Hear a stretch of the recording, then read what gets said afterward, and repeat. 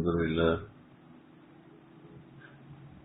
لله نحمده ونستعينه ونستغفره ونعوذ بالله من شرور أنفسنا ومن سيئات أعمالنا من يهده الله فلا مضل له ومن يضلله فلا هادي له نشهد أن لا إله إلا الله ونشهد أن محمدا عبده ورسوله أما بعد فأعوذ بالله من الشيطان الرجيم بسم الله الرحمن الرحيم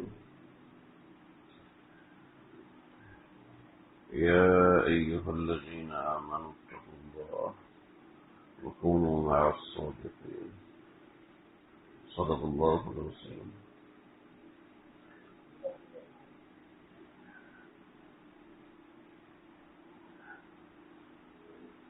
اللہ اپنا تعلق ایسے ہی کسی کو نہیں دیتے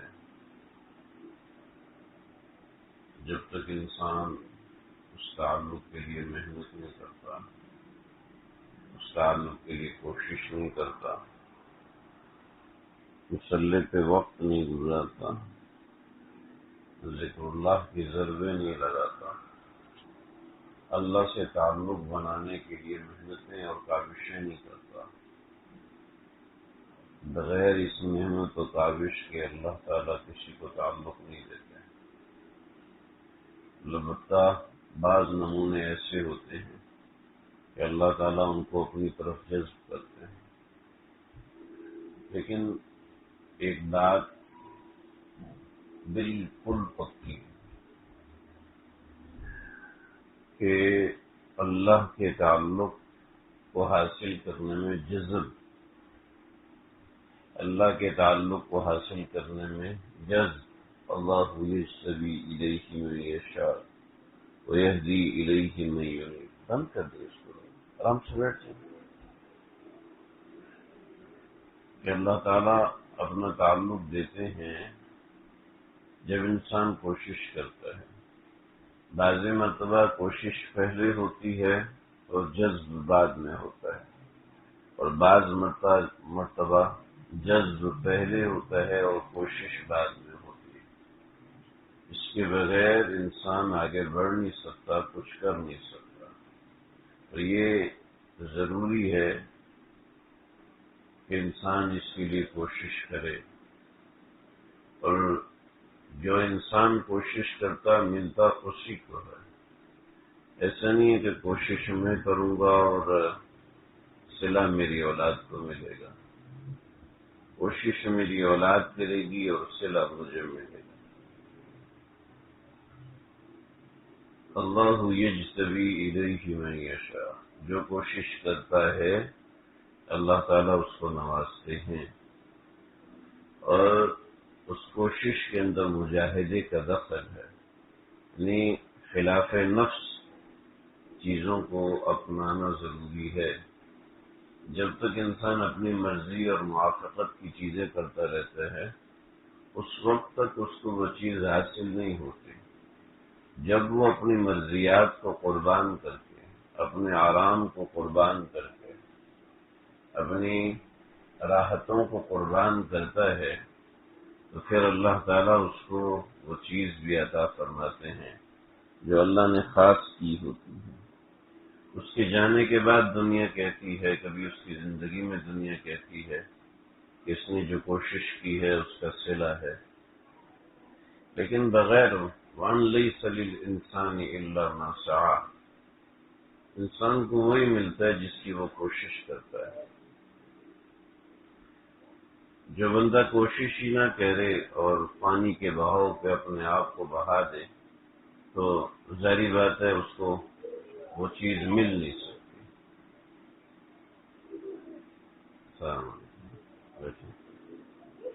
تو جب تک انسان کوشش نہیں کرتا اس کو وہ چیز، اس کو وہ ملکہ روحانی مل نہیں سکتا. کوشش ضروری ہے، محنت اور کاوش ضروری ہے. محنت اور کاوش نہیں کرے گا آگے بڑھ نہیں سکتا. اس کے ساتھ دوسری چیز اشتباہ ہے.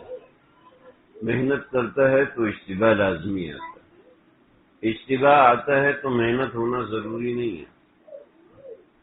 بعض دفعہ انسان سمجھ لیتا ہے کہ مجھے اللہ جذب فرما رہے ہیں، مجھے اللہ قریب کر رہے ہیں، لیکن وہ اس کے نفس کا محض ایک دھوکہ ہوتا ہے اور کچھ نہیں ہوتا۔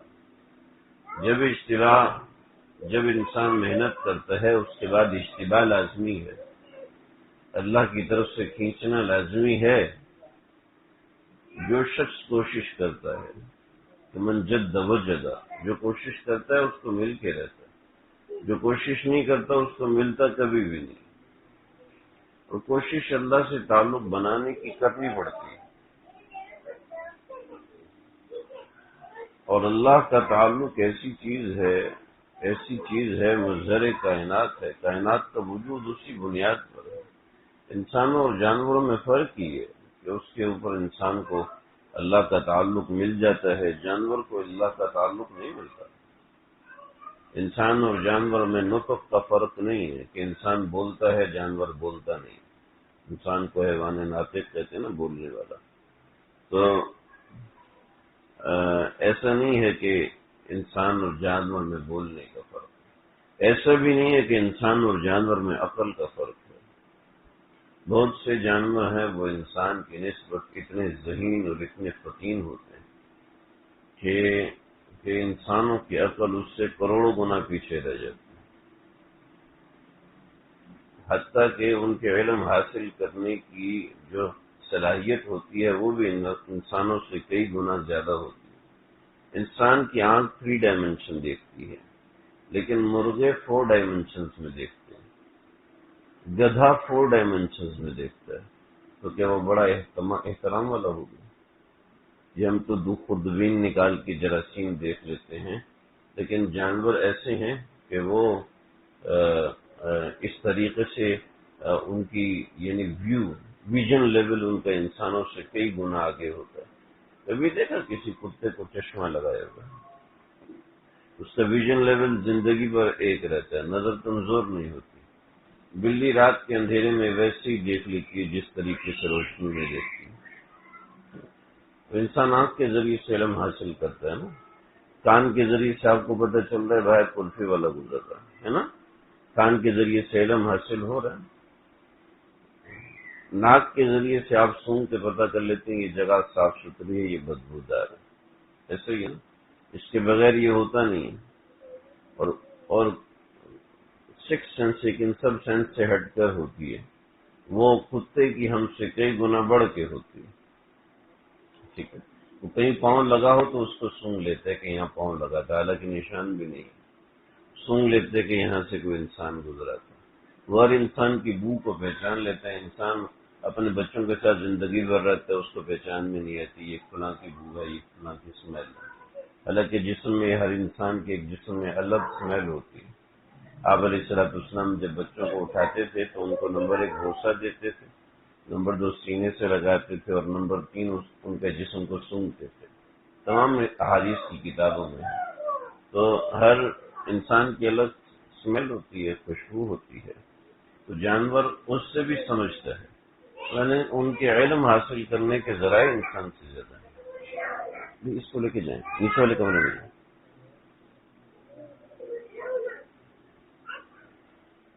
بچوں کو تھوڑا سا سنبھالیں گے، یہ کسی طرح ہو۔ آپ اپنے بچوں کو کیا کھلاتے ہیں ان کو بتاتے ہیں، اور مجھے بھی بتا دینا بعد میں۔ کھانے سے اس کا کوئی تعلق نہیں ہے، اس کے لیول کے نہیں ہے، نہیں تو یہ بھی ان کے ساتھ کود رہا ہوتا۔ بچوں میں اللہ رب العزت نے معصومیت رکھی ہوتی ہے۔ آپ صلی اللہ علیہ وسلم نہیں، آپ کا ارشاد نہیں ہے، کسی صحابی کا قول ہے کہ بچوں کی کچھ صلاحیتیں ہیں ان کو آپ استعمال کرو۔ نمبر 1، بچوں کے دل میں بغض نہیں ہوتا ہے، بچوں کے دل میں نفرت نہیں ہوتی، غصہ آتا ہے فوراً کر لیتے ہیں، اس کے بعد بھول جاتے ہیں۔ ان کے دل میں ایک دوسرے کے خلاف عداوت نہیں ہوتی، بچے ایک دوسرے کی غیبت نہیں کرتے، معصوم ہیں۔ روایتوں میں آتا ہے نا، آپ صلی اللہ علیہ وسلم عورتوں کی جماعت کے لیے آپ نے وقت مخصوص کیا کہ اس وقت میں، بخاری کی روایت ہے، اس وقت میں آپ عورتوں کی تعلیم دیں گے۔ تو آپ صلی اللہ علیہ وسلم نے پہلی تعلیم جو دی، فرمایا کہ جس عورت کے 3 بچے ہوں اور وہ اللہ کے پاس چلے جائیں تو اس کے لیے جنت واجب ہے، اور کما قال روایت کا مفہوم، اس کے لیے جنت واجب ہے۔ تو ایک عورت نے پوچھا یا رسول اللہ جس کے دو ہوں تو آپ نے فرمایا اس کے لیے بھی واجب ہے، اور جس کا ایک ہو آپ نے فرمایا اس کے لیے بھی جنت واجب ہے۔ تو دوسری روایت میں آتا ہے کہ وہ اس وقت تک ہیں جو بچے بالغ نہ ہوں، یعنی نابالغ بچے ہوں تو ان کی وجہ سے جنت ہے۔ تو محدثین نے یہاں پر ایک اشکال کیا، وہ یہ کہ بالغ بچہ جوان ہو کر ماں باپ کی آنکھوں کے سامنے فوت ہو جائے تو ماں باپ سے ناقابل برداشت ہوتا ہے، اور جو بچہ معصوم ہوتا ہے چھوٹی عمر میں 1 سال 2 سال کا فوت ہو جاتا ہے، ماں باپ بھول جاتے ہیں، کوئی یاد بھی نہیں رہتا۔ لیکن وہ بچہ جو کہ 17-18 سال کا ہو جاتا ہے، وہ جب فوت ہوتا ہے تو والد بتاتے ہوئے کانپ جاتا ہے۔ میرے صاحب آئے، انہوں نے بتایا کہ میرا ایک بیٹا فوت ہو گیا، کتنی عمر میں؟ 3 مہینے کا تھا فوت ہو گیا، 3 سال کا تھا فوت ہو گیا، ٹھیک ہے۔ اور ایک صاحب نے بتایا کہ ان کا بیٹا 18 سال کا، تو بتاتے ہوئے وہ کانپ رہے تھے، یعنی اس وقت بھی ان کے بچے کے انتقال کو 6-7 برس ہوئے، لیکن جوان بچہ مر گیا، اس کے لہجے میں جو درد تھا نہیں بتا سکتا۔ جو بڑا بچہ ہوتا ہے اس سے امیدیں وابستہ ہو چکی ہوتی ہیں، جو بڑا بچہ ہوتا ہے اس سے ایک تعلق بن چکا ہوتا ہے، چھوٹا بچہ معصوم۔ تو محدثین نے یہاں پر رائے دی ہے کہ جوان بچہ، ایک اشکال کیا کہ جوان بچہ فوت ہو جاتا ہے تو دکھ زیادہ ہوتا ہے، لیکن یہ جو بچہ فوت ہو رہا ہے اس کا تو دکھ ہی نہیں، یعنی دکھ بھول جاتا ہے آدمی، تو اتنا زیادہ دکھ نہیں ہوتا، یعنی دکھ تو ظاہری بات ہے اس کا جس قدر ہے وہ تو ناممکن البیان ہے کہ جنت کا وعدہ اس دکھ کے اوپر کوئی معمولی بات نہیں ہے، لیکن ایز کمپیئر اس کو دیکھا جائے تو یہ دکھ اس کی نسبت بہت کم ہوتا ہے، یعنی اگر وہ غم 90 ڈگری کا تو یہ غم 20-25 ڈگری کا ہوتا ہے، تو اس کے سامنے اس غم کی کوئی حیثیت نہیں۔ تو جواب فرماتے ہیں ابن حجر اسقلانی فتح الباری کے اندر، فرماتے ہیں یہاں پر بات صبر کی نہیں ہے کہ جو چھوٹا بچہ 1 سال کا فوت ہو جائے، چھوٹا بچہ 1 مہینے کا فوت ہو گیا، 1 دن کا فوت ہو گیا، یا پیدائشی مردہ پیدا ہوا ہے، تو بات اس کی نہیں ہے کہ اس کے غم کو برداشت کرنے پہ اللہ اجر دے، بلکہ بات اس کی ہے کہ یہاں پر چھوٹا بچہ جو ہوتا ہے اس کے مزاج میں ضد ہوتی ہے، وہ جب اللہ کے حضور پیش ہوگا تو ضد کرے گا، یعنی قیامت کی ہولناکی بھی اس کی ضد کو ٹال نہیں سکے گی۔ چنانچہ ابا آنکھیں دکھا کے چپ کرائے یہ پسندیدہ نہیں ہے، ابا آنکھیں دکھا کے جھگڑا کرے بچے کے ساتھ نہیں، یہ پسندیدہ نہیں۔ اماں غصہ ہو لڑائی کرے بچوں کو 2-2 3-3 لگائے، منع ہے شریعت میں کہ اپنے بچوں کو بد دعا نہ دو۔ جو ماں باپ اپنی اولاد کو بد دعا دیتے ہیں، حدیث میں آتا ہے کہ فرشتے گھوم رہے ہوتے ہیں، اگر کوئی ایسے کلمات ماں باپ کے منہ سے نکل جائیں اپنی اولاد کے لیے بد دعا کے معنی میں، تو وہ ان کلمات کو پکڑ لیتے ہیں، ان کو دنیا میں ہی ختم کر دیتے ہیں، اس کو آسمانوں کی طرف جانے نہیں دیتے۔ اللہ نے فرشتوں کو متعین کیا، لیکن اگر کوئی کلمہ چلا گیا تو وہ بد دعا قبول ہو جاتی ہے اور بہت بری قبول ہوتی ہے۔ چنانچہ ماں باپ کو چاہیے کہ اولاد کے لیے بد دعا کے الفاظ نہ نکالیں، چاہے وہ کتنا تنگ کرنے والی ہو۔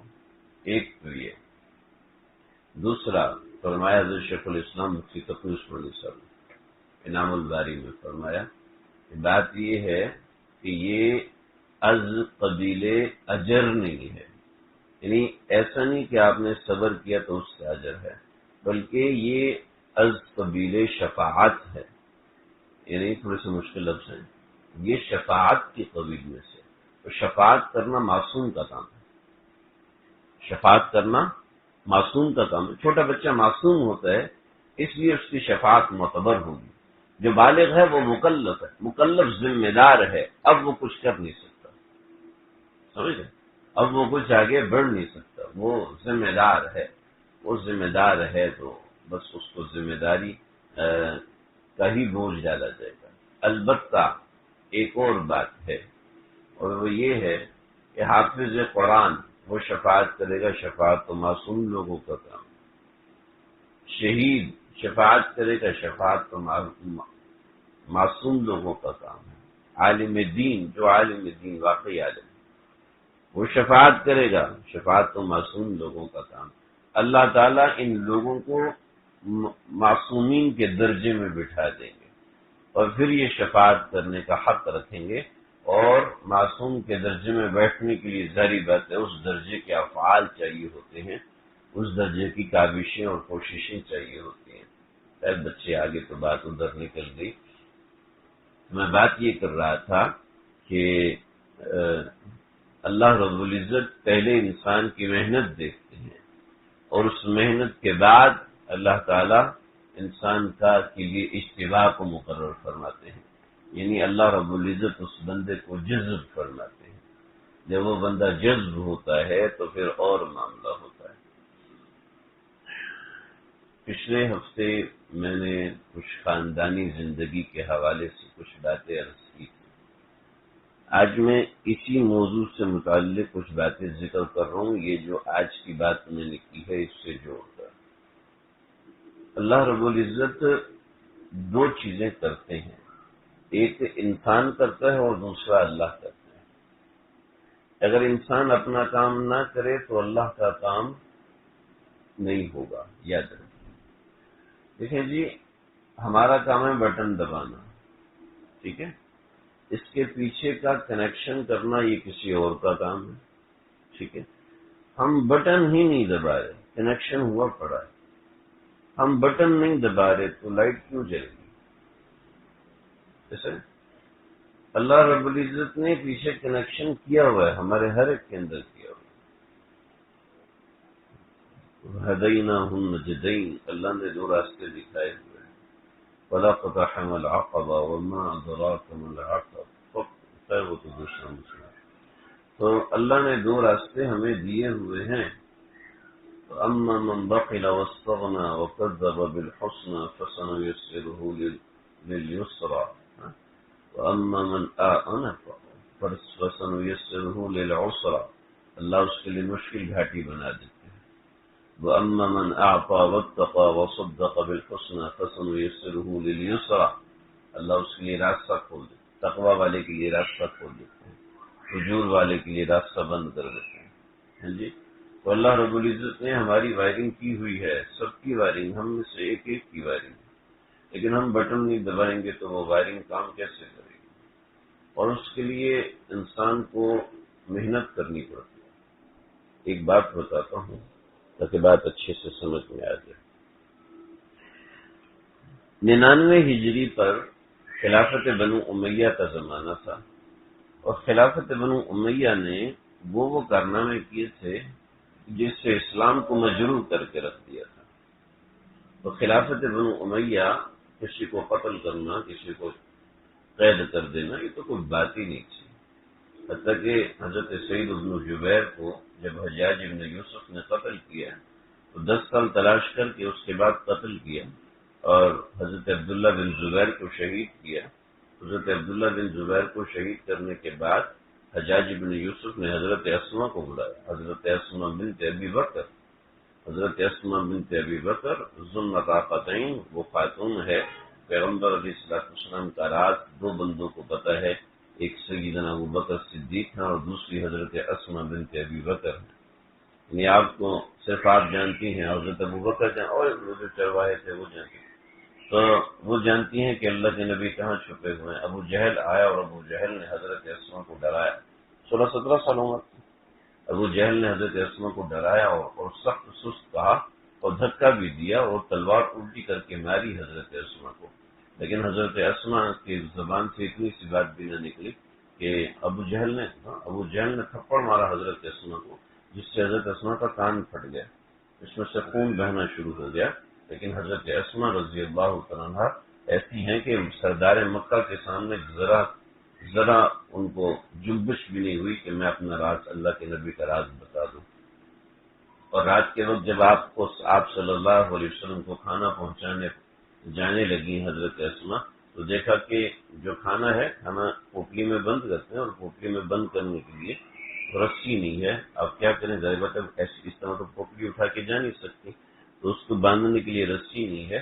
تو حضرت اسما رضی اللہ عنہ نے کمر بند اتارا، اور کمر بند کی رسی اپنے لیے کپڑا باندھ لیا، اور کمر بند کی رسی جو ہے اس کو باندھا، اور باندھ کے آپ صلی اللہ علیہ وسلم کے پاس کھانا لے کے گئی کہ سیدنا ابوبکر صدیق اور ہم جب جبل سور پہ جاتے ہیں، جبل سور پہ آج تو پہاڑ کو توڑ توڑ کے نا سیڑھیاں بنا دی ہیں۔ جبل سور کے تک پہنچنے کے لیے آپ کو تقریباً گھنٹہ چاہیے، یعنی اوپر چڑھنے کے لیے، اور چڑھنا کوئی آسان نہیں ہے، بڑا مشکل ہے، حالانکہ سیڑھیاں بنی ہوئی ہیں، پورا گھنٹہ لگ جاتا ہے اوپر چڑھنے کے لیے۔ اور ہم سجیسٹ کرتے ہیں کہ آپ نے اگر جانا ہے جبل سور کی طرف تو فجر سے پہلے جائیں۔ اگر آپ فجر کے بعد جائیں گے تو پھر آپ اپنے ذمہ دار خود ہیں جی، صحیح۔ ایسی گرمی لگتی ہے کہ جو سانس کے مریض ہیں، جو دل کے مریض ہیں، ان کے لیے بڑی پریشانی ہو جاتی ہے، تو بڑی تکلیف، ایسی آسان نہیں ہے آج کے زمانے میں۔ اور اس زمانے میں کون سا جبل سور میں اے سی لگے ہوئے تھے، تو کیسے ان سخت پہاڑوں کے اندر کیسے دن گزارے ہوں گے۔ تو حضرت اسما کھانا لے کے پہنچاتی تھی آپ صلی اللہ علیہ وسلم اور حضرت ابوبکر صدیق کا۔ اب یہ وہ اسما ہے، یہ وہ اسما ہے، اور ان کے بیٹے حضرت عبداللہ بن زبیر، ان کو شہید کیا، اور شہید کر کے ان کا سر کاٹا، سر کاٹ کے ان کا حضرت عبداللہ بن زبیر وہ شخصیت ہے کہ ایک مرتبہ نماز پڑھ رہے ہیں، نماز پڑھیں اور بچہ ساتھ لیٹا ہوا ہے کہ بیوی ساتھ لیٹا کے چلے گی، بچے کو دیکھتے رہنا۔ تو جہاں پہ نماز تو اوپر سے سانپ گرا، اور سانپ وہ بڑا اژدہا تھا، اس نے بچے کو لپیٹا۔ جب بچے کو لپیٹا ہے تو بچے نے چیخ ماری، تو سب دوڑے، تو کسی نے تلوار ماری، سانپ کا سر کاٹا اور بچے کو نکالا، اور حضرت عبداللہ بن زبیر ساتھ نماز پڑھ رہے۔ تو جب سلام پھیرا ہے تھوڑی دیر کے بعد، تو صاحب یہاں کوئی شور ہوا تھا، خیریت میں؟ کیا اللہ کے بندے یہ سب ہو گیا تمہیں پتہ ہی کچھ نہیں؟ یعنی ایسا اب خود سوچے کہ جو ایسا نماز میں منہمک ہو کہ ایسا شور مچے گا، تھوڑا سا بچے شور مچاتے ہیں ہمارا بیان ڈسٹریکٹ ہو جاتا ہے، ایسا ہوتا ہے نا، وہ بندہ نماز میں کتنا منہمک ہے کہ کتنا شور مچا ہوگا۔ جب بچے کے گرد سانپ نے گرا باندھی ہے، بچے کے جسم کو توڑنے والا تھا، شور کتنا مچا ہوگا، لیکن کیا ہے ان کو پتہ بھی نہیں چلا۔ جب حجاج نے گولہ بارود پھینکا تو یعنی گولے منجنیق سے پھینکے ہیں، تو ایک پتھر کا ٹکڑا ہو رہا، حضرت عبداللہ بن زبیر نماز پڑھ رہے تھے، رکوع میں گئے تو یہاں سے گزرا ہے، حضرت عبداللہ بن زبیر کو پتہ نہیں چلا۔ نماز میں حضرت عبداللہ بن زبیر اتنے منہمک تھے، اتنے زیادہ منہمک، ایسا شخص ہے، اور کیسے جری ہیں۔ ایک جنگ تھی مسلمانوں کی، وہاں پر جنگ کے اندر مجھے اس وقت جنگ کا نام یاد نہیں ہے، قادسیہ نہیں، غالباً شام کی کوئی لڑائی ہے، اس جنگ کے اندر حضرت عبداللہ بن زبیر بھی شریک، حضرت عبداللہ بن زبیر کی عمر تھی 24 برس۔ تو دشمن کی طرف سے اعلان ہوا، مسلمانوں کی تعداد بہت تھوڑی تھی، تو دشمن کی طرف سے اعلان ہوا کہ آج جو مسلمانوں کے سردار سعد بن ابی وقاص کا سر کاٹ کے لائے گا، سعد بن ابی وقاص نہیں سے کوئی اور تھے، ان کا سر کاٹ کے لائے گا، تو بادشاہ وقت جرجیس کی بیٹی کا نکاح اس سے ہوگا۔ اور جناب دشمن کے لشکر میں تو قرام مچ گیا، اور وہ ایسے تازہ دم ہو گیا، اب تو نہیں چھوڑیں گے۔ تو مسلمانوں میں بڑی پریشانی ہوئی، بہت زیادہ پریشانی۔ تو سپاہی سالار سے حضرت عبداللہ بن زبیر نے کہا کہ میں چھوٹا ہوں لیکن کچھ کہنا چاہتا ہوں۔ حضرت زبیر بن عوام بھی تھے لشکر میں، تو کہا کہ میں ہوں تو چھوٹا لیکن میں ایک بات کہنا چاہتا ہوں۔ کیا؟ کہا کہ آپ کو ان کے اعلان سے گھبرانے کی ضرورت نہیں. آپ یہ اعلان کریں کہ جو جرجیز کا سر کاٹ کے لائے گا تو جرجیز کی بیٹی کا نکاح اس سے کیا جائے گا. لے اور پھر پورے لشکر کو پار کر کے گئے. حضرت عبداللہ بن زبیر اور جرجیز کا سر کاٹ کے لے آئے نیزے پہ لفا کے. دیکھو دشمن کا سر کٹ گیا ہے. چنانچہ اسی وقت شکست ہوئی. دشمن بھاگے, سپاہ سالار مارا گیا تو بات ختم. تو یہ مزاج اور یہ چیز حضرت عمر رضی اللہ عنہ ایک دن آ رہے تھے. حضرت عمر جس شان سے آتے تھے, اللہ اکبر, عجیب شان سے آتے تھے حضرت عمر. روایتوں میں لکھا کہ صحابہ کرام سائڈ بھی ہو جاتے تھے. ہم نے ہمارے اکابرین کے بارے میں تذکرہ سنا, دیکھا تو نہیں کیونکہ میں بعد میں آیا مدرسے میں. تو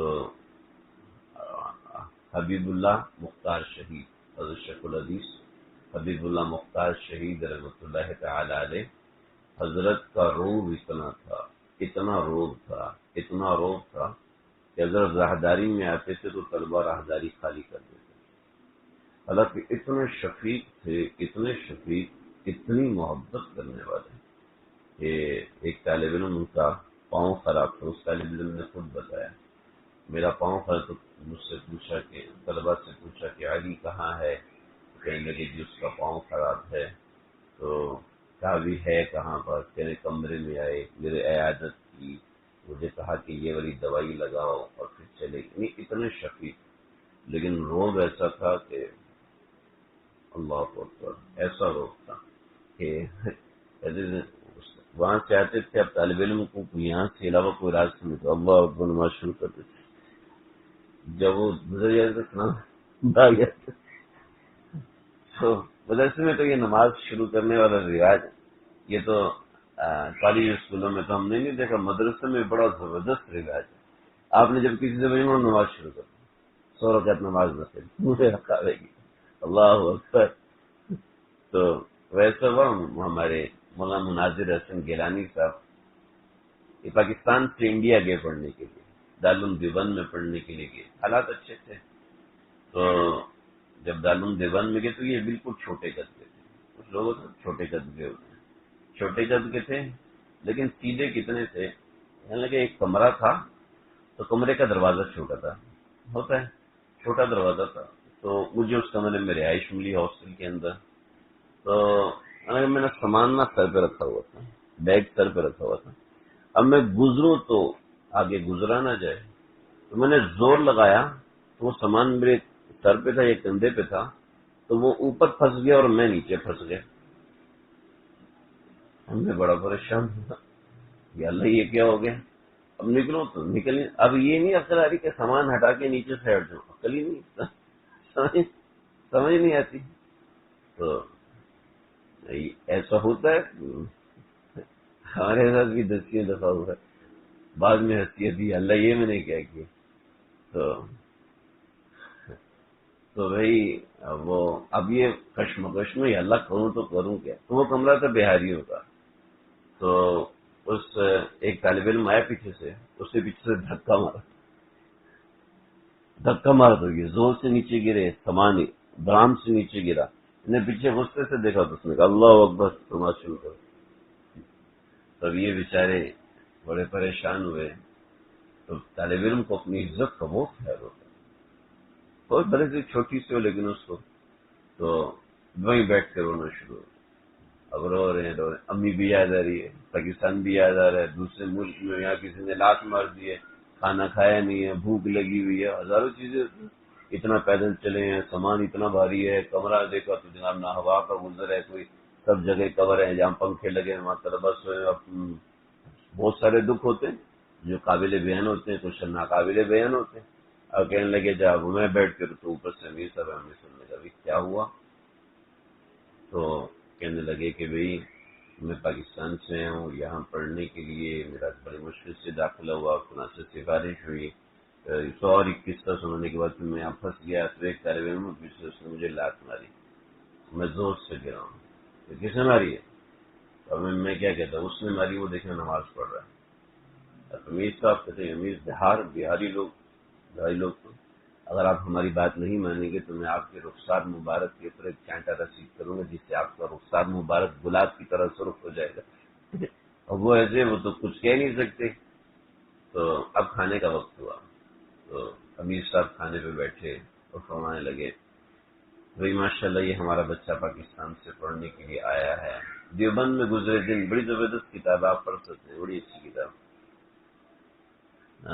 تو اردو میں اور بڑی مزیدار کتاب ہے۔ حضرت نے میرے اوپر ہاتھ رکھا اور ہاتھ رکھ کے کہنے لگے، بچہ ہمارا ماشاءاللہ پاکستان سے پڑھنے کے لیے آئے ہیں اور یہ قربانیاں دی، یہ قربانیاں دی، یہ لیکن یہ ہمارے طالب علم آتے ہیں، دروازے میں آتے ہیں اور پیچھے سے ایک طالب علم ان کو لات مارتے ہیں۔ کتنی بری بات ہے، کتنا ہی گھٹیا انسان ہے وہ، کیسا ہی خبیث الفطرت ہے۔ اور عربی میں جتنی گالیاں آتی تھیں، اردو میں جتنی گالیاں تو سب دیتے تھے، نہیں بہاری نہیں تھا۔ اگر بہاری ہوتا تو نماز شروع نہ کرتا، ہاں آپ کھانا کھائیے۔ اب وہ سامنے بیٹھا ہوا ہے، اس کو دیکھ بھی نہیں رہے، اور ایک کھانے میں کیا، دوسرے کھانے میں کیا، تیسرے کھانے میں، چوتھے کھانے میں کیا، وہ ذلیل میں ہوں، وہ بے شرم میں ہوں، میری ساتھ مجھے معاف کر دو، اس سے غلطی ہوگی، میں نے نماز شروع کر دی، مجھے معافی مانگنی چاہیے۔ پتہ نہیں کیا بات سنا رہا تھا میں۔ ہاں، حضرت عبداللہ بن زبیر رضی اللہ تعالیٰ عنہ، تو حضرت عمر کا روب بہت زیادہ تھا، تو صحابہ کرام سائڈ پہ ہو جاتے ہیں، تو بچے کھیل رہے تھے، حضرت عمر آئے تو سارے بچے بھاگے، حضرت عبداللہ بن زبیر سامنے آ کے کھڑے ہو گئے، چھوٹے سے تھے، 4-5 سال کے تھے۔ تو حضرت عمر نے کہا، بھائی تم کیوں نہیں بھاگے؟ کہتے میں کیوں بھاگوں، میں نے آپ کے پیسے کھائے ہیں؟ میں نے آپ کا کوئی جرم کیا؟ آپ سے وہی بندہ بھاگے جس نے کوئی جرم کیا ہے، میں نے کوئی جرم نہیں کیا، میں نے کسی کو کوئی حق نہیں مارا، تو میں کیوں بھاگوں؟ حضرت عمر کہنے لگے، ماشاءاللہ یہ زبیر کا بیٹا، واقعی اللہ نے اس کو جرت دی۔ ابھی حضرت عبداللہ بن زبیر حضرت عبداللہ بن زبیر ہیں، اور یہ مسلمانوں کے 8 صوبے تھے، 8 صوبوں میں سے 7 صوبوں کے اندر حضرت عبداللہ بن زبیر کی خلافت تھی، سمجھ رہے جی؟ 63 ہجری سے لے کے 73 ہجری تک جو خلافت تھی حضرت عبداللہ بن زبیر کی تھی۔ یہ مروان بن حکم اور یہ دوسرے لوگ، انہوں نے تو خلافت پہ قبضہ کیا، لہذا اس کو خلافت اموی مروانی کہتے ہیں، خلافت اموی سفیانی نہیں کہتے۔ جو حضرت امیر معاویہ رضی اللہ عنہ کی خلافت تھی اس کو سفیانی خلافت کہتے ہیں۔ مروان بن حکم کی خلافت کو اموی مروانی خلافت کہتے ہیں، سفیانی خلافت نہیں کہتے، کیونکہ یہ تو اصل بغاوت تھی۔ چنانچہ حضرت عبداللہ بن زبیر رضی اللہ عنہ کا سر قلم کیا اور اس کو مروان کے پاس بھیجا، اور جس میں مبارک کو الٹا لٹکایا اور کعبۃ اللہ کے سامنے لٹکایا، اور اوپر سے حضرت اسماء بنت ابی بکر کو بلایا۔ حضرت اسماء بنت ابی بکر کہنے لگی، میں اب حضرت اسماء بنت ابی بکر کتنا بڑا گناہ ہے، آپ کو بتا چکا، کتنی بڑی عورت ہے، 100 سال کی قریب عمر، اور صحابیہ رسول صلی اللہ تعالی علیہ وسلم، صحابی ہیں، آپ صلی اللہ علیہ وسلم کی سالی ہیں، کتنا بڑا مقام ہے ان کا، حضرت عائشہ کی بہن ہے، کتنا بڑا نام اور کتنا بڑا مقام ہے، ذوالنطاقتین آپ نے فرمایا، ان کو لقب دیا تھا، حضرت اسماء کے بڑے مناقب۔ حضرت اسماء بنت ابی بکر کو حجاج نے بلایا، نہیں آتی، جو کرنے کر لیں، یہ ان بادشاہوں کے سامنے زبان کھولنا کوئی آسان بات نہیں ہے، ہم تو کیف سن دیتے ہیں نا، جب کوئی کلمہ حق کہنے کی بات آتی ہے، ہو بندے کے اوپر جو آزمائش آتی، کوئی آپ کا صاحب کو غلطی کرے، اس کے سامنے ذرا زبان کھول کے دیکھیں، عقل آ جاتی ہے، نکال دے گا یا مجھے میرا دشمن بن جائے گا، میرا مد مقابل ہو جائے گا، ہاں میں نہ یاد چھوڑ یا نہیں، لیکن تو اب حجاج نے دوسری دفعہ آدمی بھیجا، تک اگر تم نہیں آؤ گی تو چوٹی سے گھسیٹ کے لائیں گے، تو کہا ہاں اسی کو بھیج جو مجھے چوٹی سے گھسیٹ کے آئے، میں ان قدموں سے تو تیرے پاس چل کے نہیں آؤں گی۔ اللہ کے نبی سے ایمان سیکھا تو کوئی معمولی عورت تھوڑی تھی۔ تو حجاج بن یوسف پاؤں پٹکتا ہوا خود آیا، تو کہنے لگا عبداللہ بن زبیر نعوذ باللہ من ذالک، منافق تھا، کہا عبداللہ بن زبیر منافق نہیں تھا بلکہ تو منافق، کہتا میں منافق نہیں ہوں. کہاں تو منافق نہیں، تو منافقین کا سردار ہے. وقت کے گورنر کو کھڑے ہو کے جب اس طرح کا سے سنایا جائے تو کیا بات ہے، کیا چیز ہے. حضرت عبداللہ بن زبیر کے بارے میں اس نے 40 دن تک لاش اترنے. حضرت عروہ بن زبیر وہاں پر گئے، مروان بن حکم کے پاس گئے. مروان بن حکم سے کہا کہ اللہ کے بندے جنازہ تو پڑھنے دو، جنازہ تو پڑھنے دو. پیچھے سے حجاج کا قاصد ہے کہ عروہ بن زبیر کو بھی قتل کر دو. عروہ بن زبیر نہ کسی مخالفت میں نہ کسی، ان کو بھی قتل کر دو. تو کہا جی تمہیں قتل کرنے کا حکم کہا، میں نے آتے ہی امان لے لی تھی. یہ حال ہے آپ کی امان کا. چنانچہ بڑی مشکل سے عروہ بن زبیر کی جان چھوٹی. حضرت عبداللہ بن زبیر یعنی ایسا ان کا سیاہ اور تاریخ دور ہے. مدینے کے اوپر حملہ ہوا. حضرت جابر رضی اللہ تعالیٰ عنہ کو آپ صلی اللہ علیہ وسلم نے کچھ درہم دیے تھے، وہ تبرک کے طور پر انہوں نے سنبھال کے رکھے تھے. اللہ کے نبی کی دی ہوئی چیز کو ایویں سامنے پھینکا ہوگا، ایویں سامنے پھینکا ہوگا کہ بھائی اللہ کے نبی کی دی ہوئی چیز. میرے پاس وہ زمزم ہے جس میں آپ صلی اللہ علیہ وسلم کے بال مبارک کو غسل دیا تھا. میرے ساتھی کی طرف آپ صلی اللہ علیہ وسلم کا منہ مبارک ہے. ابھی تک میرے اندر اس زمزم کو کھولنے کی ہمت نہیں ہے. تو صحابہ کرام کے پاس جو اللہ کے نبی کی چیزیں ہوں گی وہ اس کا کتنا ادب کرتے ہوں گے، وہ اس کا کتنا احترام کرتے ہوں اور کیسے کیسے سنبھال کے رکھا ہوگا. تو صحابہ کرام کے گھروں پہ ڈاکے ڈالے گئے اور ان کی جو چیزیں یہ سنبھال کے رکھی ہوئی تھی وہ تک نکالی گئی، دیواریں کھود کی چیزیں نکالی گئی. تو ظاہری بات ہے خلافت بنو امیہ سے تو لوگ پریشان ہوں گے. اور مسلمانوں کے 3 بڑے محاذ یہ حضرت عبداللہ بن زبیر کے ساتھ کیا. مسلمانوں کے 3 بڑے محاذ، ایک محاذ ہندوستان کا محمد بن قاسم.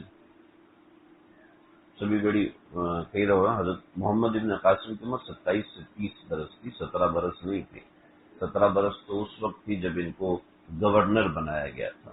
اندلس میں کسی اور مقام کا گورنر بنایا گیا تھا.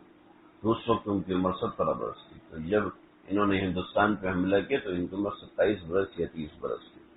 تو محمد بن قاسم کو واپس بلایا، قید خانے میں ڈال دیا. دوسرا محاذ اسپین کا محاذ تھا، ہسپانیہ جسے کہتے ہیں، آج کل اس کو اسپین کہتے ہیں.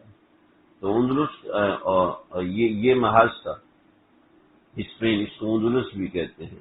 اس کے اوپر 2 طرف سے اٹیک تھے. موسیٰ بن نصیر نے اٹیک کیا تھا اور دوسری طرف سے موسیٰ بن نصیر کے آزاد کردہ غلام طارق بن زیاد نے اٹیک کیا تھا. پہلا اٹیک طارق بن زیاد کا تھا اور دوسری طرف سے اٹیک موسیٰ بن نصیر کا تھا. موسیٰ بن نصیر انہوں نے اٹیک کر کے پورے 1.5 برس کے اندر ہندوستان کے اوپر قبضہ کر لیا اور اندلس کے اوپر قبضہ کر لیا.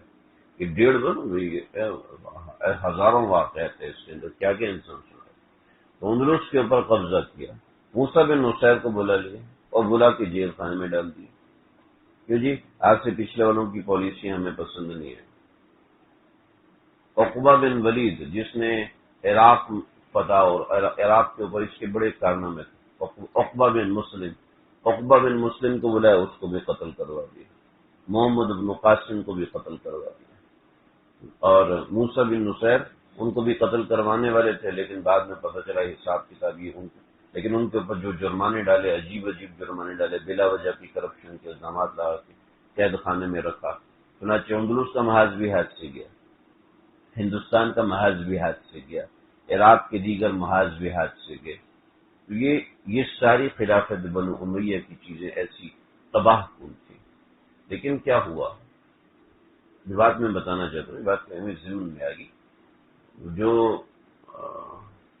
مسئلہ ہوا وہ یہ ہوا کہ سلمان بن عبد الملک کو یہ تھا کہ بھی ہم سے اتنے بڑے بڑے غلط چیزیں ہوئی ہیں تو ہم قسطنطنیہ پہ حملہ کرتے ہیں. تو قسطنطنیہ کے اوپر حملہ کیا اور وہاں پر ایک چوکی بنائی مقام دابق پہ. وہ تھا بہت طویل قصہ ہے. اور یہ نہ صرف یہ ہوا بلکہ اور ہزاروں چیزیں ہیں، کیا کیا. تو بس میں اسی پہ اکتفا کرتا ہوں. تو یہ اس خصوص تو وہاں پر راستے میں تھا، وہاں چھاونیاں بنائی، وہاں چھاونیاں بنا کے اس کے موت کا وقت قریب آ گیا، تو کہنے لگا کہ کیسے مبارک اور پاکیزہ لوگ ہوتے ہیں جن کے بچے جوان ہوتے ہیں، یعنی مرتے وقت اس کو خیال آ رہا ہے کہ تخت ہمارا کس کے پاس جائے گا۔ اس کا بیٹا ایوب تھا جس کا اس کی زندگی میں انتقال ہو گیا تھا، اس کا دوسرا بیٹا تھا داؤد، وہ داؤد جو تھا وہ دنیا کے محاذ پہ گیا ہوا تھا، اس کا کچھ پتہ ہی نہیں تھا کہ زندہ ہے یا نہیں ہے، تو رجا بن حیوہ سے کہا کہ میں کیا کروں، سب کے سامنے کہنے لگا میں بڑا ہی پریشان ہوں، وہ لوگ کتنے مبارک اور پاکیزہ ہوتے ہیں کہ جن لوگوں کی اولادیں ان کے سامنے جوان ہو کے کھڑی ہوتی۔ اپنے بچوں کو بلایا کہ لے کر آؤ، بچے آئے تو ان کو تلواریں پہنا کے لے کے آؤ۔ اب بتائیں 3-4 سال کا بچہ کتنا بڑا ہوگا؟ اب وہ تلواریں پہنی ہوئی ہیں تو تلواریں ان کی لٹکتی ہوئی زمین پر رگڑتی ہوئی آ رہی، تو بڑا پریشان ہوا، دیکھ کے بہت رویا اور کہنے لگا کتنا ہی مبارک پاکیزہ آدمی۔ تو عمر بن عبدالعزیز کھڑے سے کہنے لگے نہیں، اللہ نے قرآن میں کچھ اور کہا ہے، قد افلح من تزکا وذکر اسم ربہ فصلی۔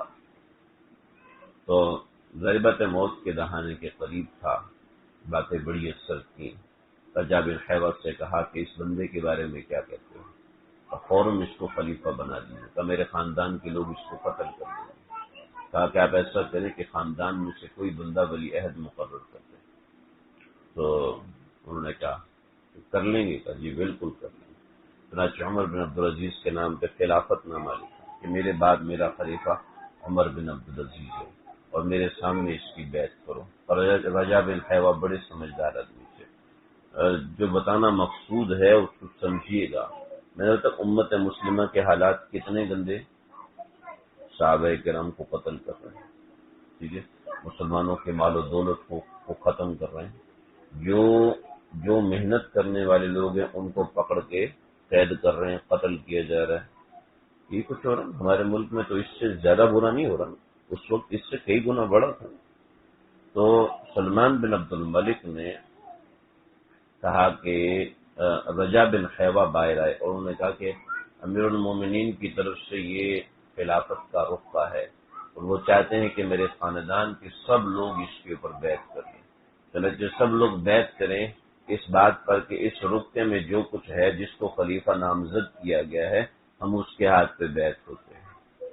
تو سب نے بیعت کی، پھر رقعہ پڑھ کے سنایا، جب رقعہ پڑھ کے سنایا تو اس میں عمر بن عبدالعزیز کا نام، تو عمر بن عبدالعزیز وہیں بیٹھ گئے، تو کہا رجا بن حیوہ سے تنہائی میں پوچھا تھا اس میں میرا نام تو نہیں ہے، اگر میرا نام ہے تو بتا دو میں یہاں سے بھاگ جاؤں گا کیونکہ یہ لوگ مجھے چھوڑیں گے نہیں۔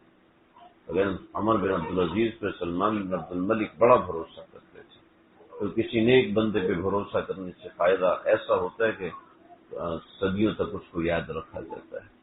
چنانچہ عمر بن عبدالعزیز انہوں نے سلمان بن عبد الملک جب فوت ہو گیا تو اس کے ساتھ ایک ہوشیار قسم کے خادم کو کھڑا کیا کہ تم کھڑے ہو جاؤ، اور سلمان بن عبد الملک کو تکیوں کے ساتھ بٹھا دیا کہ بیٹھا رہے، وہ دیکھو خیمے میں امیر المومنین بیٹھے ہوئے ہیں، سلام کرتے تو ان کا طرف سے اشارے سے جواب دیتا کہ بیمار ہیں، امیر المومنین بیمار ہیں، وہ آپ کا جواب دے رہے ہیں وغیرہ وغیرہ۔ اس طریقے سے عمر بن عبدالعزیز کی بیعت ہوئی۔ جب عمر بن عبدالعزیز کی بیعت ہوئی ہے تو عمر بن عبدالعزیز نے سب سے پہلے آتے جو کام کیا، سبحان اللہ کیا بات، شریعت کے اصول جس بندے نے توڑے ہیں وہ گیا، کام سے گیا، چاہے کتنے بڑے نیک مقصد کے لیے توڑے، شریعت کے اصول توڑ سکتے نہیں۔ عمر بن عبدالعزیز آئے اور کہنے لگے یہ جو خلافت پہ بیعت ہوئی ہے یہ ایسے ہی بیعت ہوئی، ٹھیک ہے، آپ لوگ میرے نام پہ متفق نہیں ہیں یہ میں جانتا ہوں، لہذا میں اسی وقت اپنی ولی عہدی سے معذوری کا اعلان کرتا ہوں۔ تو لوگوں نے کہا یہ نہ کریں، اب ہم آپ کو مان چکے، آپ کے ہاتھ پہ بیعت کر چکے۔ جب عمر بن عبدالعزیز کا نام لیا تو جو ہشام بن عبد الملک وہ زمین پہ بیٹھ گئے، اوئے ہوئے ہوئے، خلافت بنو امیہ سے رخصت ہوئی۔ تو ادھر ایک شامی سپاہی کھڑا تھا، سالار کھڑے تھے، اس نے تلوار نکلی، امیر المومنین کو حکم پہ ہائے کرتا ہے ابھی تیری گردن اتارو، قتل و غارت گری تو اتنی زیادہ تھی، لوگوں کو پرواہ ہی نہیں تھی کسی کے قتل ہونے کی، چاہے کوئی شہزادہ مرے چاہے کچھ مرے. اٹھ کے سیدھا ہو گیا کہ نہیں میں آمنا وصدقنا، جو کہیں گے میں اس بات کو مانوں گا. عمر بن عبدالعزیز میں خلیفہ بنے ہیں. ہوتا یہ تھا کہ جیسے ہی کوئی بندہ خلیفہ بنتا تھا تو خلیفہ کی جتنی پوشاکیں ہوتی تھی ساری آنے والے خلیفہ کو ملتی تھی، خلیفہ کی جتنی سواریاں ہوتی تھیں ساری آنے والے خلیفہ کو ملتی تھی. اب دیکھیں عمر بن عبدالعزیز کی جو محنت ہے وہ مجاہدہ ہے، وہ کیا ہے. میں اس محنت اور مجاہدے پہ ذکر کروں. عمر بن عبدالعزیز نے سواریاں لائی، پالکیاں لائی، اور پالکیوں کی ایک قطار آئی، پوری ایک قطار آئی. ان پالکیوں کی قطار عمر بن عبدالعزیز کے سامنے کھڑی ہوئی. اس پہ بیٹھے کہ نا بابا، اس پالکی ان گھوڑوں پہ ہمارا کوئی حق نہیں، یہ لوگوں کے پیسوں سے چھینے ہوئے چیزیں ہیں، لہذا سارے فوراً بیت المال جمع کرو، میں پیدل جاؤں گا. محل تک پیدل پہنچے. صبح تاج پوشی جو بھی ہوتا ہے وہ سسٹم ہوتا تھا، تو اس وقت جو خلیفہ کی تمام چیزیں ہیں وہ وقت کے خلیفہ کو پیش کی جاتی، وقت کے خلیفہ کو پیش کی جاتی تھی. چنانچہ ہوا ایسے کہ ان کے خاندان کے سارے لوگ اکٹھے ہو گئے، اور جو بادشاہ کی پوشاکیں تھیں، ایک ایک پوشاک اس وقت کوئی 10-10 ہزار درہم کی ہوا کرتی. حالانکہ عام لباس 1 درہم میں بنتا تھا، عام مناسب سادہ لباس 1 درہم میں بنتا تھا، اور یعنی ایک ایک پوشاک 10-10 ہزار درہم کی. تو ہوتا تھا جو استعمال شدہ ہیں اس کو خاندان کو دے دیتے تھے، جو غیر استعمال شدہ ہیں وہ آنے والا خلیفہ لیتا تھا. یعنی روزانہ کی 3-4 پوشاکیں ہوتی تھی. تو خلیفہ 20 سال رہے، 25 سال رہے، اس حساب سے پوشاکیں ہوتی، اور زندگی بھر پہنتا تھا، ختم نہیں ہوتی تھی. تو خاندان والے اکٹھے ہوئے اور سب لوگوں نے پوشاکیں اپنے جسم پہ پہن کے تاکہ صبح تک جتنی ہو سکے ہم بچا لیں. ٹھیک ہے، سمجھ رہے بات کو، جتنی ہو سکے بچا لیں. چنانچہ پورا ایک ڈھیر، لیکن اس کے باوجود بھی ہزاروں بچ گئی. اس کے باوجود بھی ہزاروں پوشاکیں بچ گئی. تو آئے خاندان والے کہ امیر المومنین یہ استعمال شدہ ہیں، آپ کی شیء نشان نہیں پہنی ہوئی ہیں، اور یہ غیر استعمال شدہ ہیں، یہ آپ کی ہیں، اب آپ کے تصرف میں آپ کو ہم پیش کر رہے ہیں. فرمایا نہ یہ میری نہ وہ تمہاری، یہ ساری کی ساری بیت المال کی ہیں، حکومتی خزانہ سب جمع کرو. حتیٰ کہ اپنی بہن، اپنی اہلیہ، ان کی اہلیہ 5 بادشاہوں کی بہن ہے، ایک بادشاہ کی بیٹی ہے. تاریخ میں ایسی کوئی عورت نہیں گزری، اور آگے کی پوری 1400 سال کے اندر ایسی کوئی عورت آئی نہیں کہ جو 5 بادشاہوں کی بہن ہو، اور ایک بادشاہ کی بیٹی ہو، اور ایک بادشاہ کی بیوی ہو. یعنی جس کے 3 رشتے بادشاہ ہوں اپنے اپنے وقت میں. اب وہ عورت کیسے ناز و نام میں پلی ہو. اس سے کہا یہ جو تم نے سونا پہنا ہے، یہ جو تمہاری پوشاک ہے، ساری کوئی تمہارے بھائی. حضرت عمر بن عبدالعزیز ایسا نہیں کوئی غریب آدمی تھا. عمر بن عبدالعزیز کے خادم نے انہوں نے ایک درہم دیا کہ جو لباس لے کے، وہ لباس لے کے تو بڑے خوش ہوئے، بڑا نرم ہے، بڑا مزیدار لباس ہے. تو وہ خادم ہنسنا شروع ہوا، پھر رونا شروع ہوا. تو کیا ہو گیا تجھے؟ تو آپ کو یاد ہے آپ نے مجھے 8000 درہم دیے تھے، اس سے لباس لے کر آؤ. نہیں، مطلب 800 درہم دیے تھے، کہا تھا اس سے لباس لے کر آؤ. میں لباس لے کے تو اپنے اٹھا کے پھینک دیا، میں اس کو پہنوں گا، میرے قابل ہے. کیا وہی انسان ہے جو 800 درہم کا لباس کہتے تھے کہ میں پہن نہیں سکتا، اور آج اب 1 درہم کے لباس کو کہہ رہے ہیں بڑا مزیدار ہے. ظاہر بات ہے جب بندہ اپنے اوپر مجاہدہ برداشت کر لیتا تو اپنی اولاد پہ برداشت کرنا کوئی مسئلہ نہیں ہوتا، دوسروں پہ برداشت کرنا کوئی مسئلہ نہیں ہوتا. جب انسان اپنے اوپر کرنا مشکل ہوتا ہے، جب اپنے اوپر کنٹرول ہو جائے تو پھر بیوی پہ بھی کنٹرول کر سکتے، بچوں پہ بھی کنٹرول کر سکتے، خاندان والوں پہ بھی کنٹرول کر سکتے. اپنے اوپر کنٹرول نہیں ہے، خود گندا ہے، خود 2 نمبر ہے، خود آگے بڑھنے والا نہیں ہے، اولاد کو کیا کہے گا وہ آگے بڑھے؟ جب وہ پیچھے ٹکن کوئی بات نہیں، کوئی مسئلہ نہیں، جانے دو. ایسی پڑے، کیونکہ بنیاد چھوڑ دی نا. آپ لوگ تھک تو نہیں گئے؟ پچھلے دفعہ بھی ہم بہت لمبے چلے گئے تھے. تو عمر بن عبدالعزیز پھر جو اموی شہزادے ہیں انہوں نے کہا کہ یہ بندہ تو گیا، اس نے تو سارے ہمارے خزانے نکال کے واپس جب بیت المال میں جمع کرا دیا، جو ہم نے کمایا بس وہی ہے ہمارے پاس، جو لوٹا ہوا مال ہے وہ تو سب چلا گیا، اب ہم کیا کریں؟ انہوں نے کہا کسی طریقے سے اس بندے کو قابو کرو. تو انہوں نے محل کی جو سب سے خوبصورت باندھی ہے، کوئی اندلس سے آئی تھی، کوئی افریقہ سے، کوئی یورپ سے، کوئی کہاں سے، سب سے خوبصورت باندھی تھی، باندھی بیوی کی طرح اس زمانے میں. تو وہ عمر بن عبدالعزیز کے بعد بھیجی کہ بھی کسی طریقے سے یہ بندہ تعیش میں مبتلا ہو، کچھ اس کو پیسوں کی ضرورت پڑے، کچھ ایسا ہو ویسا ہو. تو اب وہ باندیاں آئیں اور انہوں نے عمر بن عبدالعزیز کو گھیرا اور اپنے نیم برہنہ لباس میں اور اپنی اداؤں سے.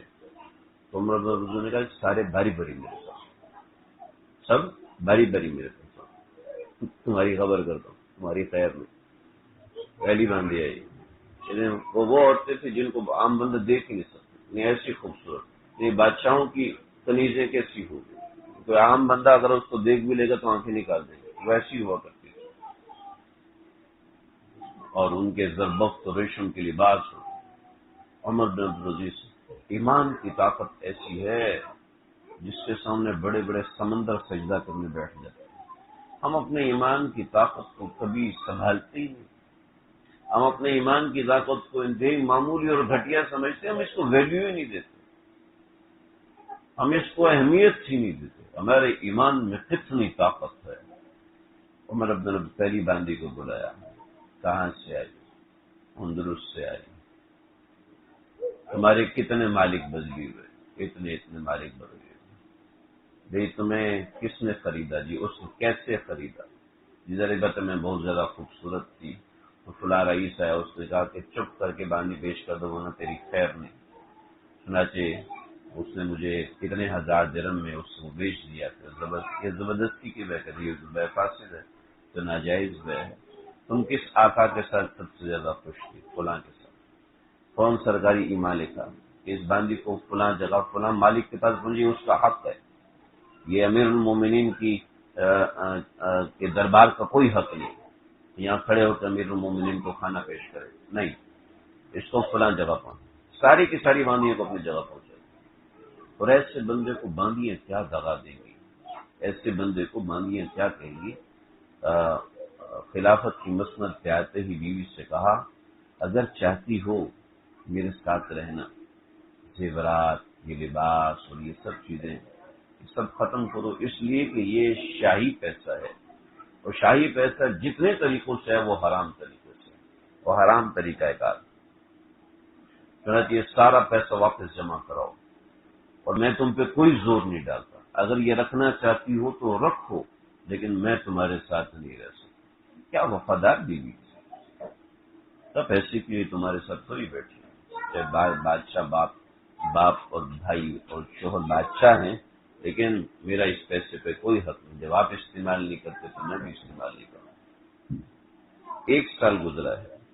آپ کو مزے کی بات بتاؤں، جب کاشتکاری کم ہونا شروع ہوئی تو حجاج ابن یوسف نے کہا، لوگوں نے کہنے لگے بھی کاشتکاری میں مسئلہ ہو رہا ہے، بڑی پریشانیاں ہوگی.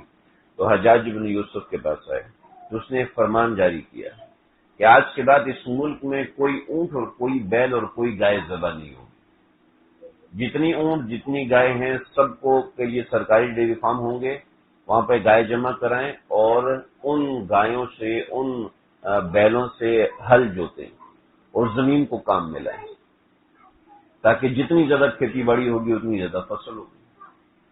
اس کے باوجود مہنگائی بڑھی، اس کے باوجود لوگ تنگ ہوئے، اس کے باوجود لوگ تکلیفوں میں آئے، اس کے باوجود لوگ ایک دوسرے کو چھین رہے ہیں، ایک دوسرے سے چھینا جھپٹی کریں.